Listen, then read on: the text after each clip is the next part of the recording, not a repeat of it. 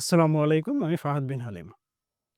অনেকের ক্ষেত্রে বা অনেক রোগীর ক্ষেত্রে একটু বেশি চিন্তা করলে বা দুশ্চিন্তা করলে ঘাড়ের মাংসপেশিগুলো শক্ত হওয়া শুরু করে, খুব অস্বস্তি অনুভূত হয় এবং তারপরেই মাথা ব্যথা শুরু হয়। এই সমস্যাটাকে টেনশন টাইপ হেডেক বলে।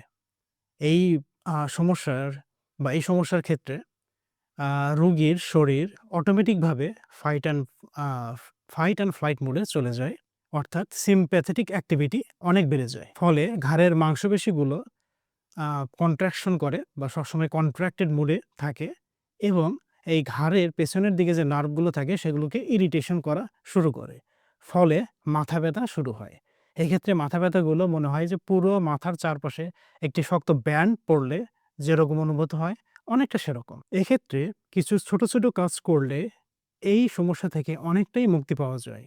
যেমন দিনে ২ থেকে ৩ বার ব্রিথিং এক্সারসাইজ করা, রিল্যাক্সেশন প্র্যাকটিস আ শুরু করা, দীর্ঘক্ষণ কোনো কাজ না করে ছোট, ছোট বিরতি দিয়ে কাজগুলো করা, ঘাড় এবং কাঁধের মাংসপেশিগুলোকে স্ট্রেচিং করা। এই কাজগুলো করলে অনেকটাই দেখা যায় বা অনেক সময় দেখা যায় যে রোগীরা অনেক বেশি আরাম বোধ করে বা এই সমস্যা থেকে অনেকটাই মুক্তি লাভ করে। INDR এ আমরা এই ধরনের রোগীর ক্ষেত্রে আগে তাদেরকে বোঝাই যে দুশ্চিন্তা বা স্ট্রেস, ঘাড় এবং মাথা ব্যথার সম্পর্ক।